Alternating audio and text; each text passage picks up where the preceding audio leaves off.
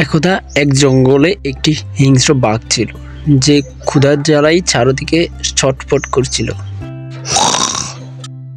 উফ, পেটি দূর দূরাচ্ছে, আশেপাশে কিছু পাইনি। এই পরিবেশটা খুব সুন্দর, ঘাসগুলো খুব সুস্বাদু। মজা করে ঘাস খাবো। ওয়াও, ছাগল, আজকে মজা করে খাবো। ছাগল দাঁড়া, একটা ভাগ আমাকে তাড়া করছে, বাঁচাও বাঁচাও। আজকে আমি তোমাকে খাবো। আমার হাত থেকে কেউ বাঁচতে পারে না। এই ছাগল দাঁড়া, তুই আমার শিকার। আমাকে মেরে ফেললো। ওয়াও, কি মজা, আজকে মজা করে খাবো। একা একা খাচ্ছি, খুব সুস্বাদু। এই কি হচ্ছে? আমার বুক জ্বলছে কেন? আমি তো মরে যাচ্ছি।